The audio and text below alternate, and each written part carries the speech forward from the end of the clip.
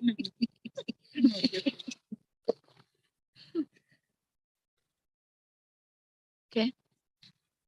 Hare Krishna. Welcome to the morning Bhagavatam class. Okay, we'll start.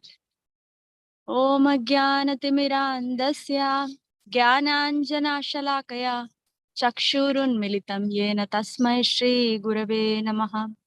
Shri Chaitanya Manobhishtam Stapitam Yena Bhutale Swayam Rupa Kadamahyam Dadati Swapadantikam Vandeham Shri Guru Shri Utapadakamalam Shri Gurun Vaishnavamscha Shri Rupam Sagrajatam Sahagana Raghunatanvitam Tam Sajivam Sadvaitam Savadutam Parijana Sahitam Krishna Chaitanya Devam Shri Radha Krishna Padan Sahagana Lalita Shri Vishakanvitamscha He Krishna Karuna Sindhu Deenabandho Jagatpate Gopesha Gopika Kanta Radha Kanta Namostute Tapta Kanchana Gaurangi Radhe Vrindavaneshwari Vrishabhanu Sute Devi Pranamami Hari Priye Vanchakalpatarubhyascha Kripa Sindhubhya eva cha Patitanam Pavanebhyo Vaishnavebhyo Namo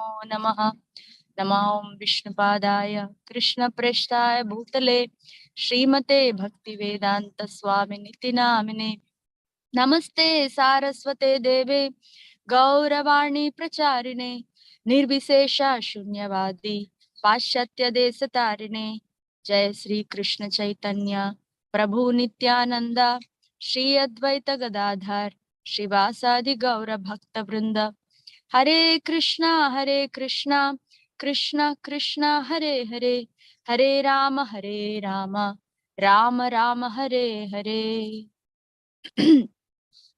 Narayanam Namaskritya Naram Chaiva Narottamam Devim Saraswatim Vyasam Tato Jayam Udirayet Sushrushoshadanasya Vasudeva Kataruchi Syanmahat Sevaya Vipra Punyatirtha Nishevanat Shrinvata Swakata Krishna Punya Shravana Kirtanaha Hridyantasto Hyabadrani Vidunoti Suhritsatam Nashtaprayeshva Badreshu Nityam Bhagavata Sevaya Bhagavatyuttama Shloke Bhaktir Bhavati Naishtiki Tada Rajastamo Bhava Kamalobhadayaschaye Chetayete Ranaviddam Stitam Satve Prasidati Evam Prasanna Manaso Bhagavad Bhakti Yogataha Bhagavad Tattva Vijnanam Mukta Sangasya Jayate Vidyate Hrudaya Grantis Chidyante Sarva Samshayaha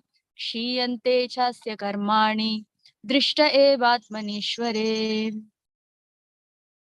Om Namo Bhagavate Vasudevaya Om Namo Bhagavate Vasudevaya Om Namo Bhagavate Vasudevaya.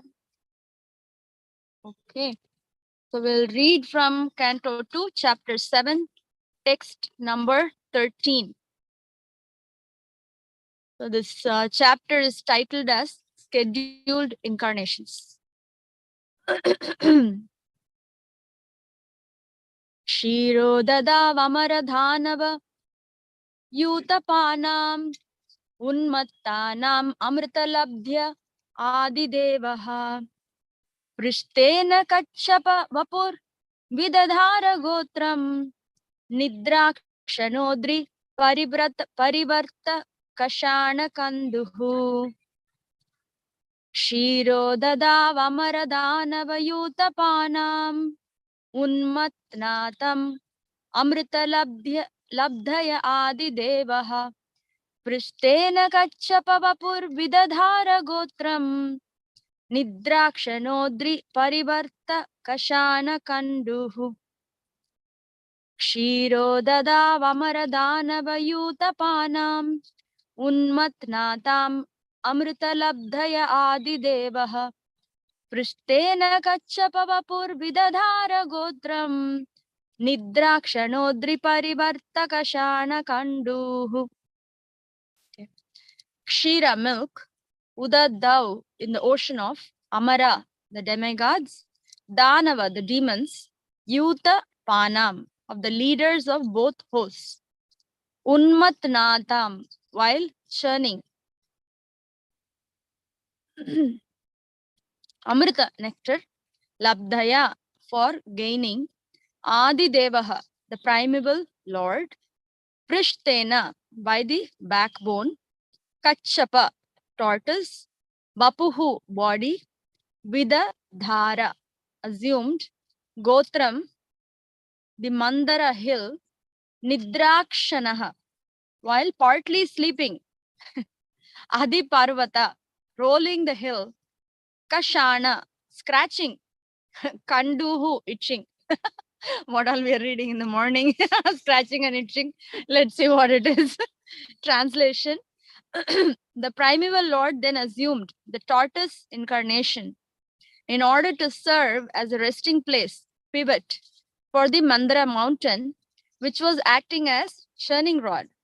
The demigods and demons were churning the ocean of milk with the Mandara mountain in order to extract nectar.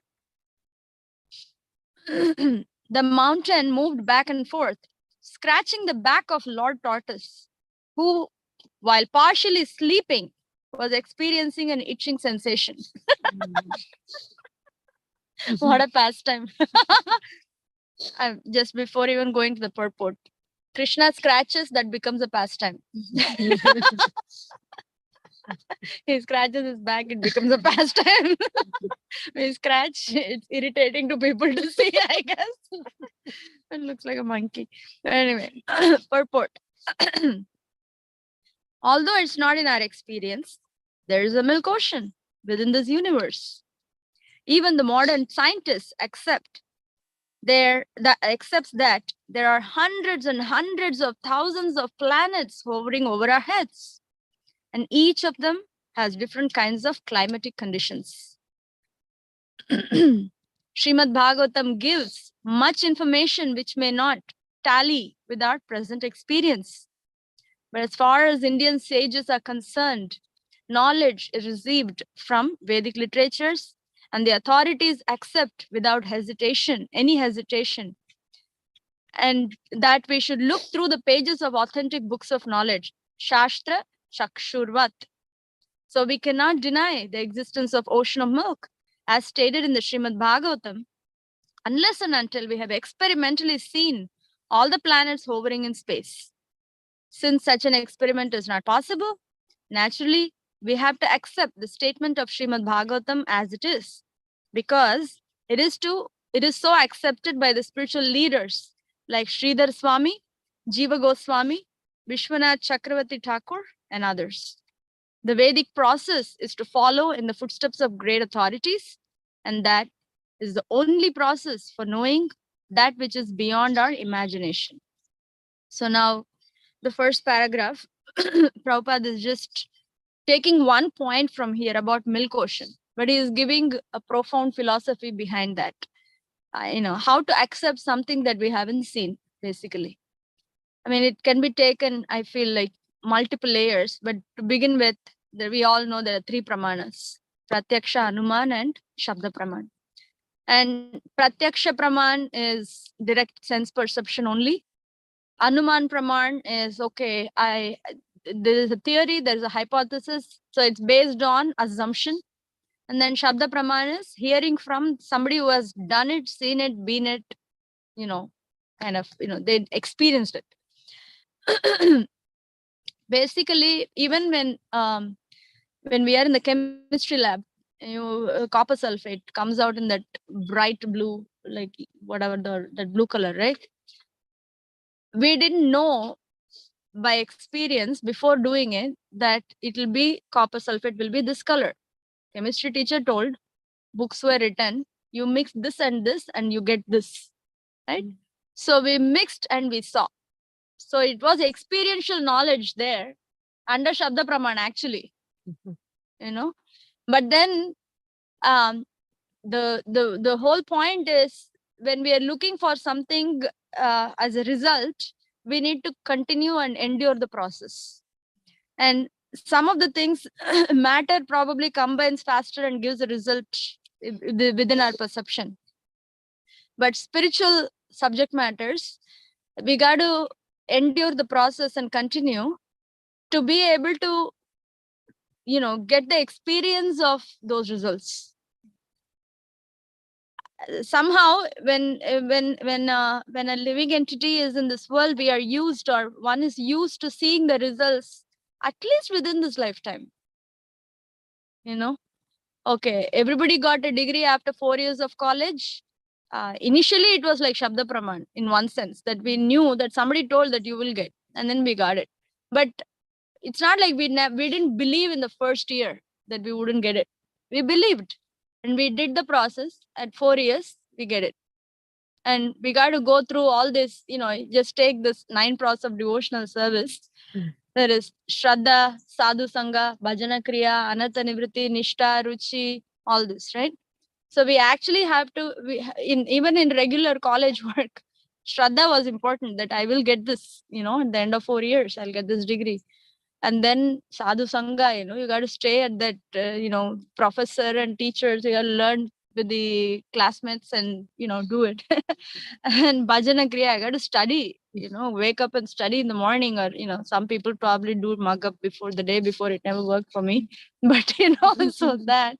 And then after doing the Bhajana Kriya, I don't know what kind of Anartha Nivritti we go through in other way, but then we can at least kind of relate there is a process for everything.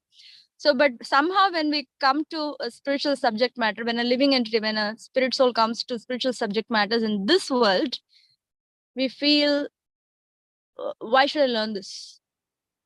Why should I have an authority? Why? I mean, if I am a spirit soul, I should know everything.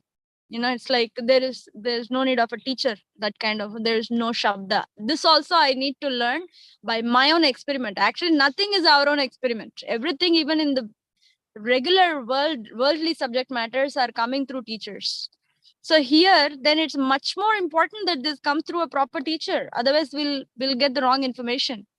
Go to a different university, go to an engineering university and expect a medical degree. It's not going to happen, So similarly, coming to Evam Parampara Praptam in the disciplic succession, the proper teacher, and getting this Shabda Praman also in the proper area is important. Now, Prabhupada is just about milk ocean, but Prabhupada took us to that place where how to receive knowledge. He started telling that at this point, right? And then he says here,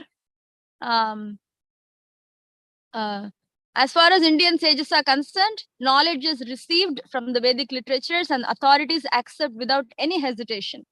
I remember sometimes in my grandmother kind of, age, if we said something, immediately the question will be, is it written in Shastra? Why are you asking me to do this? As if you know everything.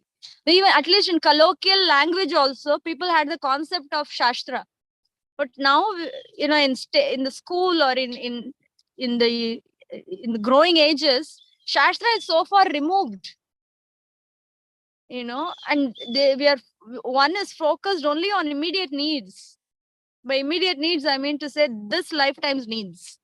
That too only for next 10 years or something.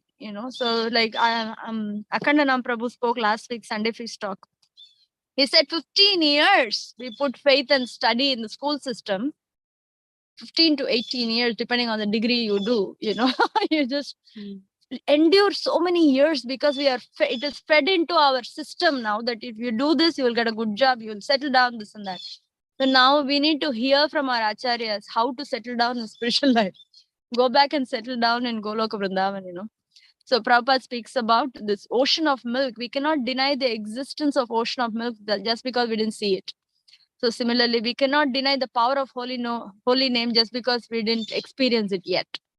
We cannot deny the power of the scripture just because we haven't really absorbed in it yet. So everything is possible by Shabda Praman. And then Prabhupada says that what more? Our spiritual leaders have accepted. We are like to know insignificant tiny people. Why are we not accepting? If Sridhara Swami accepted, Vishwanath Chakravarti Thakur accepted, and what's the problem? Jiva Goswami accepted. He has studied everything, including Mayavad philosophy. He stayed in Varanasi and studied everything. He accepted. Now, conditioned souls like here in this world have difficulty accepting. So that when that question comes, is this real? We got to put our faith and keep moving forward. We got to put our faith and keep moving forward.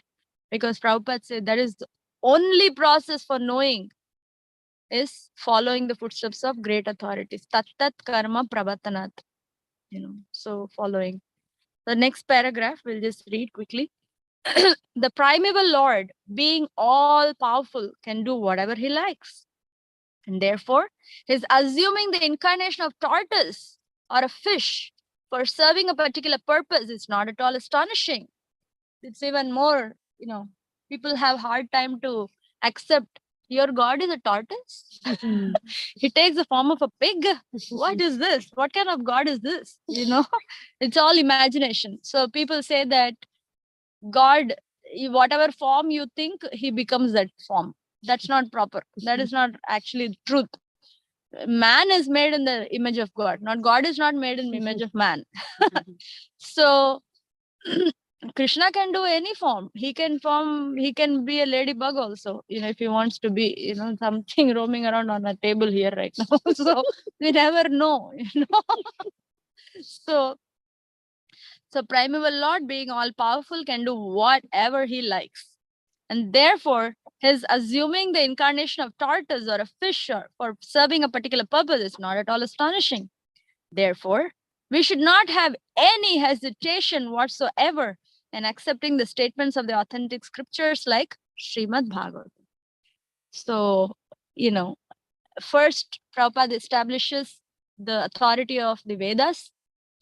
Now Prabhupada establishes how Krishna actually can do whatever he wants. We don't have to doubt like that pastime is in Narada Muni. Narada Muni and the cobbler pastime. Narada Muni is very interesting personality as usual. So he goes on a world tour. So he meets a Brahmana, and Brahmana, he tells, I'm gonna see Lord of Vaikuntha now. What do you want me to ask him? And this Brahmana says, what? You're going to see Lord of Vaikuntha? Okay. Tell him that I have been very sincere in my practices. I've been, doing this whole puja with these so rigorously for all this prolonged time. And Krishna ask Lord of Vaikuntha if when can I go back? When will he take me back? That's what he asks. So when then Narada Muni continues his world tour, and he comes across a cobbler, and then the cobbler also same, he asks the cobbler, what do you want to? I'm going to Vaikuntha. Tell me what you want me to ask. He says, no, my Lord is really amazing. You just offer my obeisances to him, and when will I come back to him? When will I join him? So then Narada Muni goes to Vaikuntha, and he comes back from Vaikuntha. On the way, he meets the Brahmana again. He tells, I went to Vaikuntha. I saw the Lord, and I asked you a question. And then he says, what did Lord say? Then Narada Muni says, he said it will take another 10 lifetimes for you to come. What did Brahmana say? Come on, you didn't even see Vishnu. You're just blabbering. You didn't even see the Lord of Vaikuntha. If you really saw Lord of Vaikuntha, he would have taken me back right now because I'm so good. I'm an austere, pious Brahmana. I am eligible. You're just simply confused. You didn't even see the Lord. So then Narada Muni just, okay, fine. That's what you think? Okay, all right. So there's zero humility and relying on one's own abilities, right? Now he goes to the cobbler. No, there is a finer part I missed actually. Narada Muni says, Lord Vishnu was passing an elephant through the eye of a needle.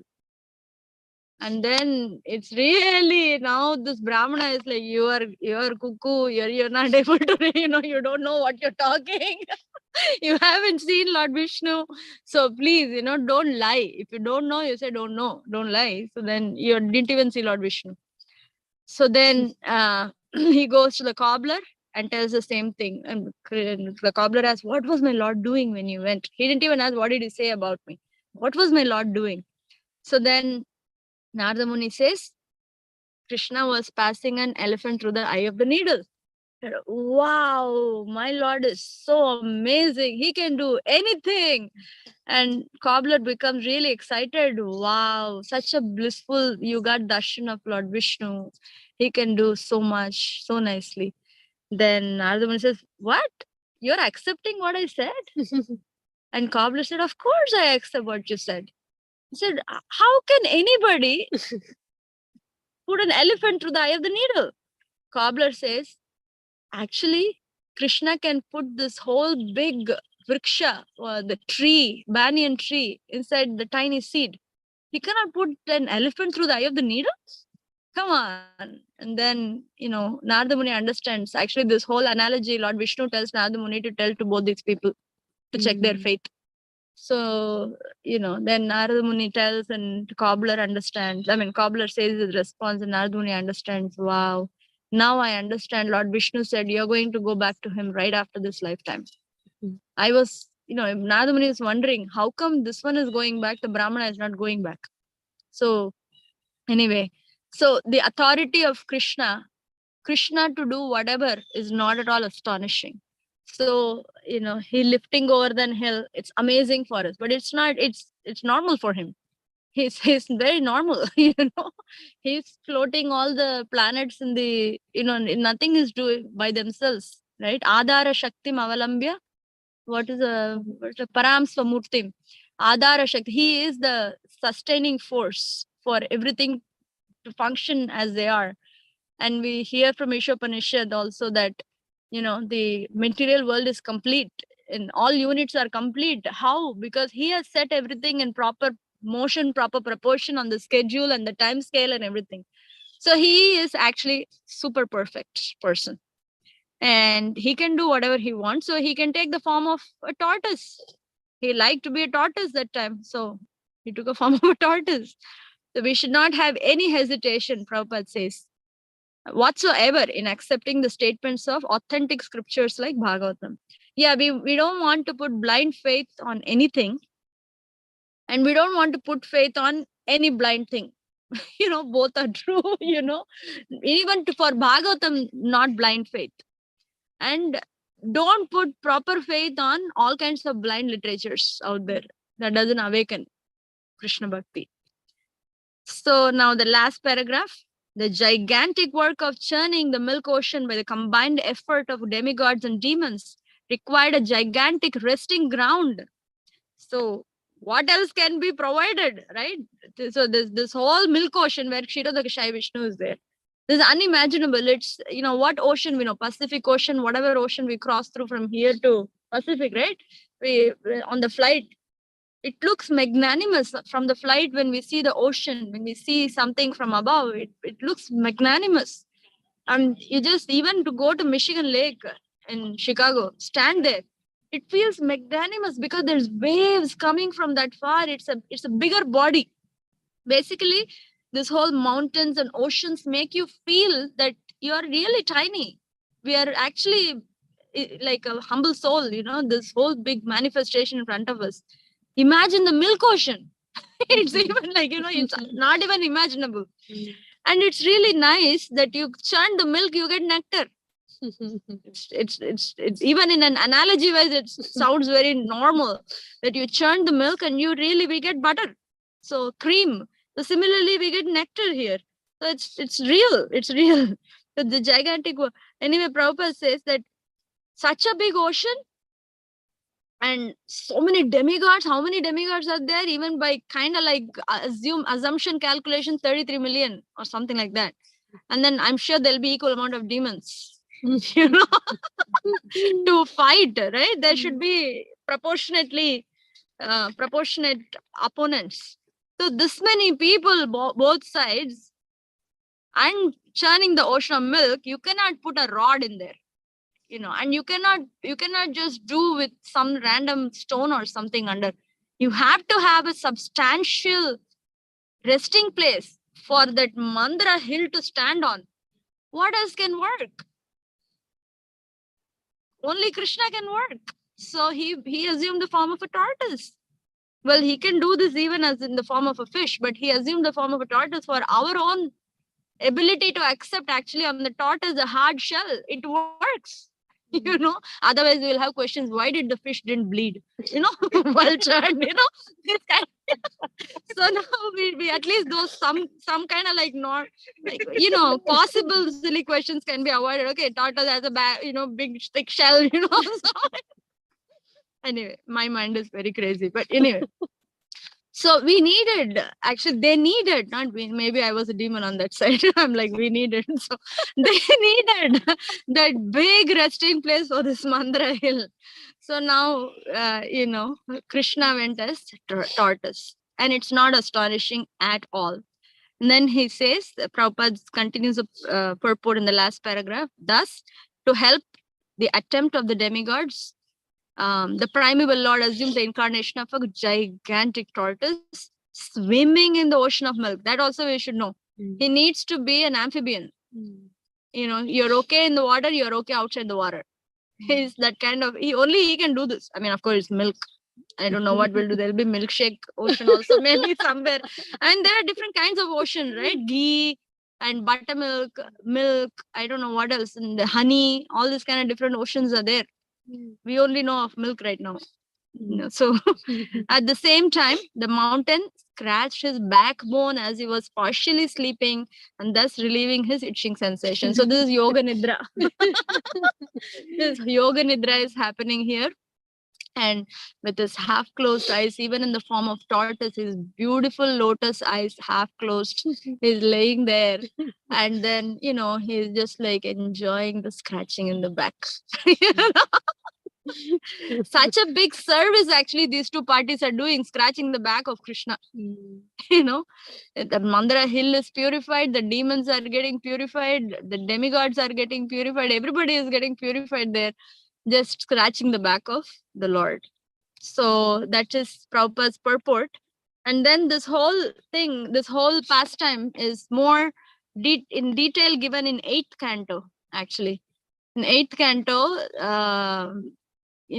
I think I'm just going to look up here. Canto 8, chapter 5. The demigods appeal to the Lord for protection. So it's interesting. I'll just read only the summary. I'm not reading the whole entire chapter. So this chapter describes 5th and 6th Manus. And it also describes the prayers of the demigods and curse of Durvasa Muni. Anyway, we don't want to get there. Let's go down to see which incarnation of Vishnu came as tortoise. We already know that this is actually Kurma avatar. But Kurma avatar came from another avatar. Let's read this. It's very interesting. Mathaji, your video is off in case if you are not noticed. Oh, I'm sorry. How come the video is off? I'm on the... Okay, I'll take the phone. I was using Vedabase here and I'm on my phone. 8.5. 8 canto 5th chapter. Sorry, bro. 1 second. I'm coming back. Okay. So in 8th canto 5th chapter, yeah, I'm just going to read this. Second paragraph. The 6th Manu was Chakshusha Manu. So we may have some question, which Manmantra this happened, things like that, right? So the 6th Manu was Chakshusha, the son of Chakshusha Manu. Among the sons of 6th Manu were Puru, Purusha, and Sudyumna. During the reign of this Manu, Mantra Druma was Indra, the king of heavenly planets. Among the demigods, I know, were the Apyas. Don't ask me anything about this. If you want to read, we can read the 8th canto sometime. Among the 7 rishis were Havishman and Viraka. the wife of Vairaja, whose name was Deva Sambhuti, gave birth to Ajita. Ajita is an incarnation of Supreme Personality of Godhead. Okay. So this Ajita, taking the shape of a tortoise and holding the mountain known as Mandara on his back, churned the ocean and produced nectar for the demigods. Such a detail, huh? Then Maharaj Parikshit was very eager to hear about the churning of the ocean, and therefore Shukadeva Goswami began to explain to him how the demigods, having been cursed by Durvasa Muni, were defeated in battle by the Asuras. When the demigods were deprived of their heavenly kingdom, they went to the assembly house of Lord Brahma and informed Lord Brahma of what had happened. Then Brahma, along with all the demigods, went to the shore of the ocean of milk and offered prayers to Kshirodakashai Vishnu. So now we know a little bit history of Kurmadev. He is Ajita, who came as Lord Kurma, tortoise. Chapter 6. This chapter describes how the Lord appeared before the demigods when they offered him their prayers. So following the advice of the Supreme Personality of Godhead, the demigods executed a truce. Truce means agreement. Truce with the demons for the purpose of churning nectar from the sea. Because of the prayers offered by the demigods in the previous chapter, Lord Kshirodakashai Vishnu was pleased with the demigods, and thus he appeared before them. The demigods were almost blinded by his transcendental bodily effulgence. At first, therefore, they could not even see any part of his body. Brahma Tejas, the Brahma Jyoti. So after some time, however, when Brahma could see the Lord, he, along with Lord Shiva, began to offer the Lord prayers. So they are the representatives. They're offering prayers to Kshirodakashaya Vishnu. Now, one second. I'm just so chapter 7, then the continuation of this, several items come out and all that, right? So the first what comes out is poison. So chapter 7 in 8th canto is the summary of 7 chapters as follows. As described in this chapter, the Supreme Personality of Godhead appeared in his incarnation as a tortoise, dove deep into the ocean to carry Mandara mountain on his back. At first, the churning of the ocean produced Kalakuta poison, and everyone feared this poison, but Lord Shiva satisfied them by drinking it. With the understanding that when the nectar was generated from the churning, they would share it equally, the demigods and the demons brought Vasuki to be used as a rope for the churning rod. By the expert management of the Supreme Personality of Godhead, the demons held the snake near their mouth. That was such a foolish decision. They were given an option, you want the tail or you want the head? We are powerful, we want the head. They didn't think what will happen, the effect, what will come. So they took the head and all the poison got, like the vomiting of the poison happened there. Anyway, then with great endeavor, they began pulling the snake in both directions because the churning rod Mandara mountain was very heavy and was not held by any support in the water. It sank into the ocean. And in this way, the prowess of both demons and the demigods was vanquished. So this another thing is like, we can have perfect equipment, we can have the endeavor, we can have the workers, we can have our senses, but the final factor is Krishna has to be there for an activity to be completed. 18th chapter Bhagavad Gita, 5 factors for action. So here they tried, they have the perfect hill, they have the perfect rope, they have actually the ocean of milk at their disposal, they have 2 parties to churn, their senses, their endeavor, everything is there. Until Kurmadev came and slided under that hill, they couldn't do it because the mountain was sinking. It's like, gravity or whatever is the law, right? Sinking. So then the Supreme Personality of Godhead then appeared in the form of a tortoise and supported Mandara mountain on his back. Then the churning resumed with great force. As a result of churning, a huge amount of poison was produced. The Prajapati, seeing no one else to save them, approached Lord Shiva and offered him prayers full of truth. Lord Shiva is called Ashutosh because he is very pleased if one is a devotee. Therefore, he easily agreed to drink all the poison generated by the churning. The goddess Durga, Bhavani, the wife of Lord Shiva, was not at all disturbed when Lord Shiva agreed to drink the poison, for she knew Lord Shiva's prowess. Indeed, she expressed her pleasure at this agreement. Then Lord Shiva gathered the devastating poison, then he drank it. Anyway, so this whole pastime of Lord Shiva drinking poison is in second canto, 7th chapter. Now, chapter 8, churning of milk ocean. Now, all kinds of interesting things come from this ocean churning. After Lord Shiva drank all the poison, both the demigods and demons took courage and resumed their activities of churning. Because of this churning, first Surabhi cow was produced. Great saintly persons accepted this cow to derive clarified butter from its milk and offered this clarified butter in oblations for great sacrifices. They were offering back to Krishna. Thereafter, horse named Uchaishrava was generated. This horse was taken by Bali Maharaj. All these interesting facts now. Then there appeared Airavata and other elephants that could go anywhere in any direction. And she elephants also appeared. They always came in pairs, I guess. The gem known as Kaustuba was generated. Vishnu took it. Parijata flower and the Apsaras, the most beautiful women, were generated. Then goddess of fortune Lakshmi appeared. It's not like she was generated. She appeared. There is a difference in the language. You see, other things are generated. Here, she just appeared. She's eternally there. So she appeared. Then the demigods, great sages, Gandharvas, others offered their respectful worship to Lord Lakshmi now. Then goddess of fortune could not find anyone to accept as her husband. It's a pastime, So then she went and selected Lord Vishnu to be her husband. This whole pastime is happening. Nothing is boring. Everywhere they have their rasa going on here. Lord Vishnu gave her a place to stay everlastingly at his chest. So really nice, right? Looking at this only, I think people make movies. Such a romance is going on in this subtle, in between all the war. Now this is actual original romantic couple. And then whatever we see now is all mimicking, and they end up in all kinds of entanglement, by the way. So Lord Vishnu gave her a place to stay everlastingly at his chest.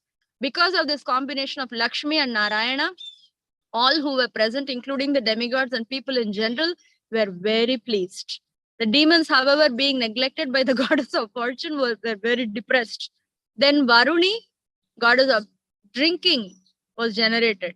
By the order of Lord Vishnu, the demons accepted her. Then the demons and demigods, with renewed energy, began to churn again. This time, the partial incarnation of Lord Vishnu, called Dhanvantari, appeared. It was very beautiful. He carried a jug containing nectar. The demons immediately snatched the jug from Dhanvantari's hand, began to run away. The demigods, being very morose, took shelter of Vishnu. Every time there is no other way, they complain like children. They took the pot of nectar, please get it for us. It's dangerous if they drink and they become immortal. It doesn't work, So after the demons, okay, Lord Vishnu solaced the demigods, who therefore did not fight, but remained silent while the fighting was going on among the demons, because they took, right? The demons took the jug. Among themselves, they are fighting now. Who will drink? They are not even equally sharing among themselves. Then Krishna comes as Mohini, the most beautiful woman in the universe. Only Krishna can become the most beautiful woman also. It's really. So this whole thing is happening just because our Lord came as a tortoise and supported that Mandara hill. Well, if Krishna comes as the churning resting place, what else can come from that ocean? All these beautiful things only will come, right? So that's the pastime. There's more. Mohini Murti now, she attracts Lord Shiva. There is beautiful praise of Lord Shiva. Oh my God, it's really amazing. The whole pastime is extremely amazing. It shows so much. So coming back to second canto, 7th chapter, I'll just read the verse translation again. The primeval Lord then assumed the tortoise incarnation in order to serve as a resting place, pivot for the Mandara mountain, which was acting as a churning rod. The demigods and demons were churning the ocean of milk with the Mandara mountain in order to extract nectar. The mountain moved back and forth, scratching the back of Lord Tortoise, who, while partially sleeping, was experiencing an itching sensation. Interesting and very nice. So that is the verse for today. Today's schedule incarnation is Kurma Avatar. Hare Krishna. Thank you so much for being here. If anybody wants to say something, share something, please do. If there is questions, we will try. We have 4 other Vaishnavis assembled here. Chintamani Mate, Rupa Mate, and Amritakeli Mataji. Anusha Mataji and Kiran Mataji just left after our walk. So you can share anything. Oh, I see hand raised of Shri Radhika Mataji. I just want to say that this looks like the scenery of the sages of Naimisharanya. You know, the beautiful greenery in the back, the and the laughing of the other sages, the cooing of the birds. So this is such a transcendental setting for a Srimad Bhagavatam class. Thank you. I really enjoyed it. Thank you. When I was taking a walk, I was thinking of you. I was thinking maybe we should open this Bhagavatam class with Om Namo Bhagavate Vasudevaya. Om Namo Bhagavate Vasudevaya. We all love this Vrinda Kishori Mataji's recording of, reading of Bhagavatam with her 6-month-old child. So we love this, and I was in that mood when I came somehow today. Thank you for reminding us. Anyone else want to say anything? Share your joy of hearing about Kurma. Hare Krishna Mataji, please accept my humble obeisances. All glories to Guru Maharaj Srila Prabhupada. I think I was smiling throughout, my face was not stopping. It was such a blissful mood you were in, and as Sri Radhika Mataji said, it's a wonderful background, and it's a great morning with you imparting so much joy out of Bhagavatam. It was very nice, Mataji. Thank you very much. Hare Krishna. So sorry I couldn't join. Yes, the background, the other Vaishnavi is laughing added so much to the it is wonderful. It's a thrill to be together doing this, I guess. A great Saturday. Wonderful. Thank you. Thank you so much. Thank you, Mataji. Hare Krishna. Hare Krishna. Anyone else? Devotees, anything Hare about... Krishna, Mataji. Yes. Thank you, Mataji. Nice class. I know. I think all of their presence in person made the class little difference as well. Yes. Right. So anyway, thank you My so much. wife. I'm elated. Yeah. No, regarding this faith, I mean, lot of times it is sometimes, I mean, many times actually with our analytical brains, it is hard to understand something which we cannot perceive. Yeah. Right. So, I mean, I was thinking for some time on this topic because there are many things both in the Ramayana and the Bhagavatam, past times that we can't even understand. How can this be possible? Right. So, I mean, but when we look back within our own experience, right, there are some things that we see. I mean, it was kind of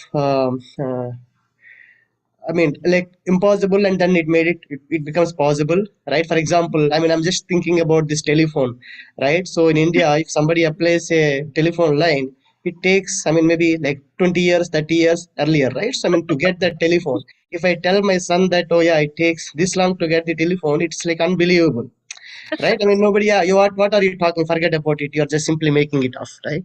Yeah. So I mean, that is one thing, but the other thing on the making it possible, I mean, for example, this yeah, if I go back and maybe tell somebody else, maybe say 80 years back, right? So yeah, I can talk to somebody in India, right, without even being there. They Yeah, think, yeah, how is it possible, you are going to make it up? I mean, it's not going to be happening, right? It's not possible. But now we know that we can talk somebody who is somewhere where we don't know, right? We yeah, can simply talk by being here, right? I mean, yeah, I can get some item that is from maybe in somewhere in Seattle. I can just get it in a 2 days, right? yeah, Being by being here, right? yes, I'm not a yogi, but still I can get it, right? So still, I mean, these are the things that are possible. But yeah, I mean, when we have in a different time zone, we may not be able to understand with our experience, yes, right? But with when some things happen, we get it. Yeah, something. But in the current world, unfortunately, if something doesn't happen instantly, it is yeah, not true. yes, yes. Thank you, Prabhu. Thank you. When you were sharing that, I remembered a comic struggle that I have had. I think in 2000, that time only I came to know about email. I think we had internet cafes. Remember, we have to go sit there and just send an email, receive an email, all this. 1998, no, 2000 only, not even before that, because I'm not into, I didn't need an email before that. Then in 2001, I was in Kolkata actually. I was working, myself and one of my friends, Rajeshwari Pran Mataji. So we both were in Kolkata working. And she was applying for different, she had to send, now email was common here in this country, not in India, at least not for people like us who are in medical field. We don't need this, right? So we go to an internet cafe and sit there to send an email. And the trick of the internet cafe is it'll be so slow that you can sit there for 1 hour and pay 10 rupees, for sending one email. And that time it was irritating, like we used to get so irritated with sending that email. Why can't they just send like an envelope? We can just send, so but the new technology, the new process, to endure that process, there was such a restlessness. I can imagine we used to sometimes cry and come out of the internet cafe because we were so irritated to send that email. It took 2 hours for us to send one email or something like that. I really remember, maybe if she was hearing this, she would really relate with me. But I can understand also the struggles that come with these processes that we don't know. We really don't know. So there is some struggle. But if that is the only process which will work, if that's the process that the employer wanted that process from us, so we had to accept the process and keep at it. And then now email is nothing for me, like we've been using it. So my mother uses email, she learned, I mean everybody learns, so, but it's just that the initial struggles of following a new process, not even new, the forgotten process, is not easy to endure sometimes. So therefore, to sustain our faith, we need sadhu sangha and association of like-minded people. All three kinds of association we need to hear somebody, somebody superior, and we need to have peer association to, share the pain of struggles and how each of us are processing to come out of the struggle. And then we need association of youngsters who are enthusiastic, and they are just like with their burning energy, and now we are like plateaued and we see them, oh wow, so then we pick up a little bit more. So it's an always faith, like you brought up the topic of faith. Interestingly, the next stage of devotional service is sadhu sangha. So I was just remembering the struggle that we had towards the process of a new process of sending a letter now. And so some thoughts came. Thank you for sharing that. Yeah. Anybody wants to share in room? Okay, Amritakili Mother wants to share something. Hare Krishna.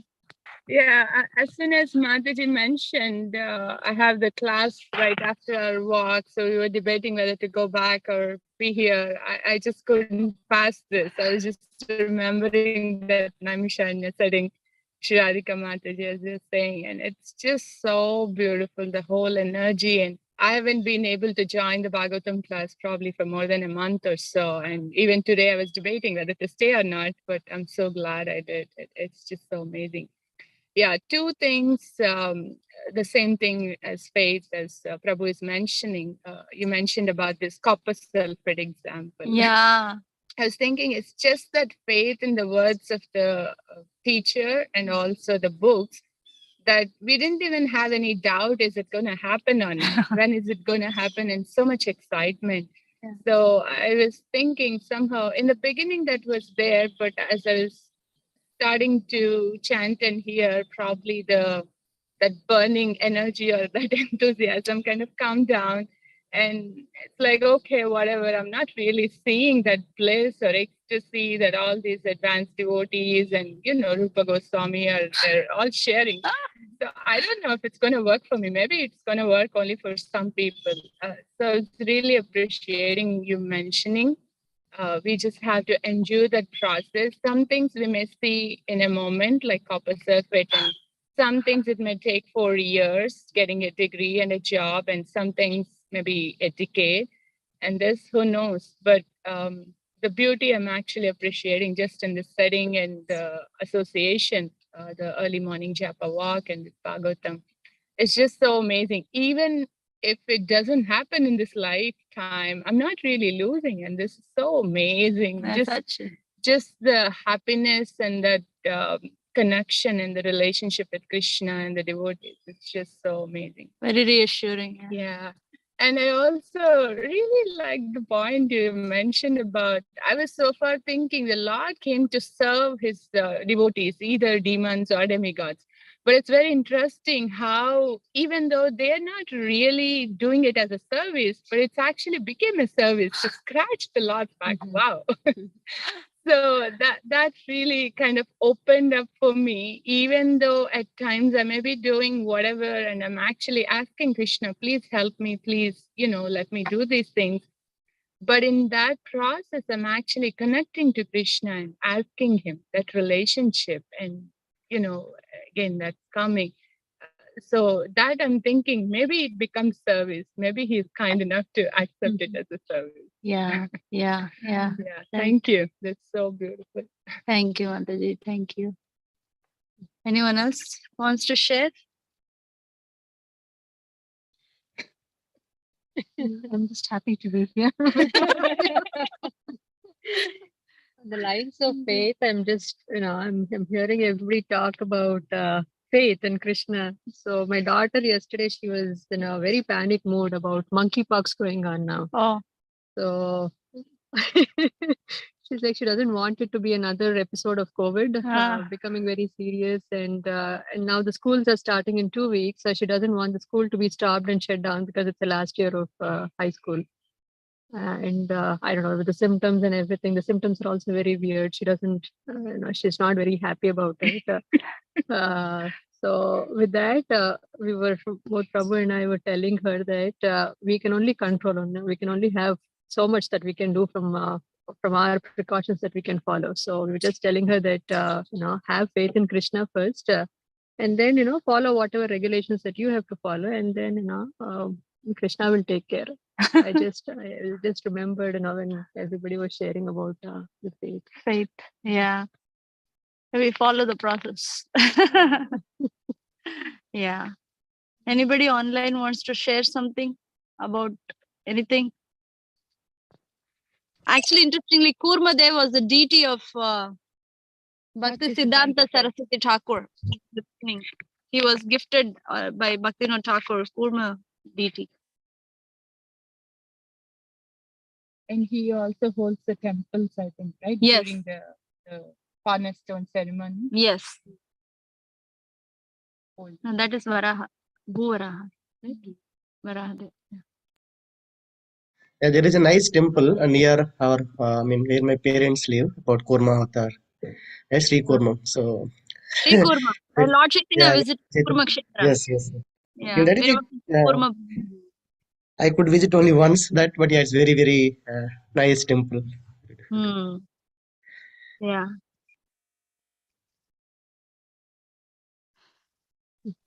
Thank you, Haribol Mataji. Please accept humble obeisances. All goes to Shatarupa. Yeah, you guys are all making me jealous that you guys are on this beautiful setting, and I have to. I have to. Yeah, I'm missing all of your association very much. Just I wanted to continue this discussion about faith. Somebody I think had told me, and I asked this question before, but they say, I told them that any process, it begins with faith. And you also brought this point up in your class, that don't have blind faith. But they turned around and they said that faith by nature is blind, because you're not you're believing in something that's beyond your purview, in our case, purview of our senses. Like, it's something you haven't seen, you're just hearing. So I was just wondering, how would you respond to that? Because they said faith by itself is blind. I know. I So- kind of feel like, did you ask this question to someone else also? I did, but I forgot the response. And two, I don't know if I really understood what they were saying. I think both. Yes, I've asked this before. So I was just seeking, how would you So respond? faith by itself is blind. That's what their statement was. Yes.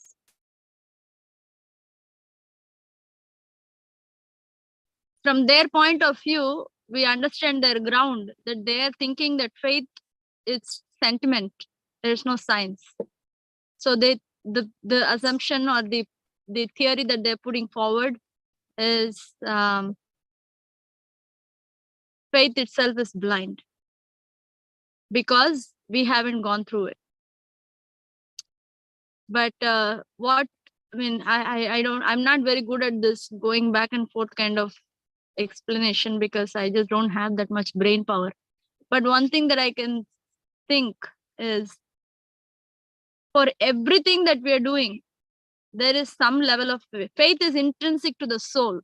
Faith is something that we carry in nature, in ourselves.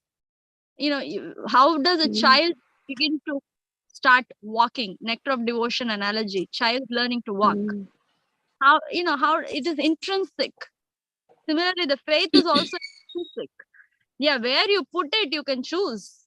Some you put it in science, then it looks like it's perceivable, then it doesn't seem like blind faith. But if you put in antimatter, that is spirit, then it sounds like blind, because we are not seeing. But then the underlying faith is there, whether it is for them or us. Okay, so in that sense, can you survive without faith? First of all, can you survive without faith? Let alone blind or not blind, open eyes or closed eyes or whatever. Can anybody survive without faith? Maybe that is a question they need to ask themselves, to introspect, honestly introspect, not just argumentatively introspect or reflect, but honestly introspect. There is faith in every aspect that we do. When we eat something, we have faith that it digests. We may not be thinking that, oh, I will be digesting, I have perfect faith. We are not going to say this, but the faith is there that it digests, because they may say that, yeah, I'm processing, I'm seeing the result, I'm energized, and I'm trashing the waste, I'm seeing the result, so I keep faith. Okay, so you did go through the process of cooking and eating and digesting, you're seeing the result. But the only difference what we are saying here is, the process is different for subtle matters. The process is long term for subtle matters. So the process is deeper for subtle matters, which may not be perceivable to our senses. That's the only difference we are talking about. If they're saying faith by itself is blind, yeah, you're also blind, I'm also blind. We can say like that. But I am blind on something that has vision. But what is your blind faith based on? I mean, we don't want to argue like this. I'm saying that, the thought process that I'm getting is, Yeah, faith by itself can seem like blind, but where you put that, if that defines whether it is blind or not. I don't know if it makes any sense, but just a thought that's a thought that I'm getting from their definition. Blind means you're not seeing in front of you. Yeah. The result you're not seeing. But that's true for every sphere of life, whether it is spirit or matter. Is a functioning of the body or functioning of the soul. In every sphere, the faith is there. The item faith is there. Yeah. You know what I Yeah. mean? And Yes. I don't know if I can I'm not good at putting arguments, but this is something that I can, or scientific arguments, I'm not good at putting those. But this is something that it comes to me. When we reflect on them, what do you mean by blind faith? What do you mean faith is blind? So do you mean to say that if they are a grihastha, or if they're a woman, do you mean to say that if you conceive a child, you will give birth at the ninth month, that faith is blind? Is that blind? If that is blind, then let this also be blind. Okay, put blind faith on chant. It's okay for me. Maybe we need to understand what do they mean by faith. Yeah. What is a ground beneath their statement? Yeah. Yeah. Give Sure. thought process for them as well as for us to understand what exactly they mean. And maybe we don't have to answer everything. We can just keep asking also. Maybe we should more. Yeah, I get the point. But can you explain what do you mean that faith in all respects is blind? No. We are talking about different spheres of life. Gross body, even we can tell about gross body, subtle body, and spirit soul. In the subtle body, intelligence, how do you keep faith that when you study your engineering books, you will be able to perform your job as an engineer or optometrist by studying this? How do you keep, then that is blind faith. That is blind faith. Before you graduated, it was blind faith then. But it worked.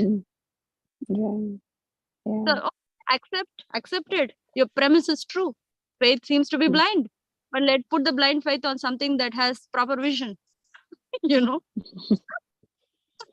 Or also, can you say, like, you also see people who have put faith, what the result is, look at the, Yeah, that's also there. But that's also there. But each person wants to feel for themselves. So we can only talk their life.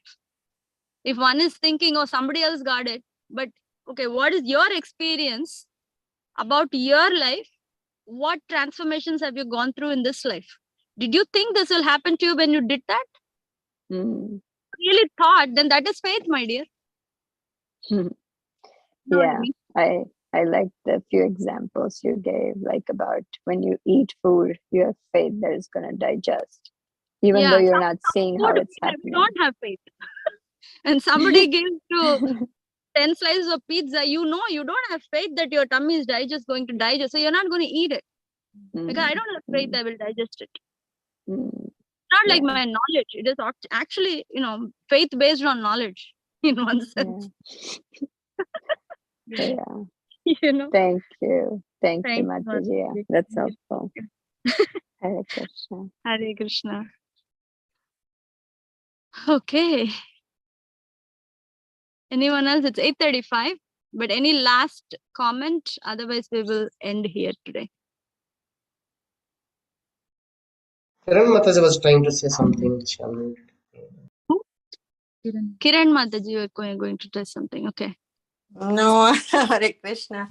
I was just trying to say, when Mataji said, I feel jealous, I said that was my point also, that you should feel jealous and join us next time. I will certainly try. Yeah, this whole experience with being there for the Japa walk and then the morning Bhagavatam class, it was very, very energizing. So we should do. Okay. Thank you, Madhuri. All Hari right. Bol. Thank you so much, everyone, for joining. We're grateful for this association. We offer our respectful obeisances. Vancha kalpatarubhyascha kripa sindubhyevacha patitanam pavanebhyo vaishnavebhyo namo namaha. Hare Krishna. Have a wonderful day. Today evening, don't forget, we have MSF. Anytime you can come from 5 till 7:45. Okay. 10 minutes, 20 minutes, 30 minutes, 1 hour for the entire duration. Everything is welcome. We're happy. Thank you. Hare Krishna. Hare Krishna. Thank you.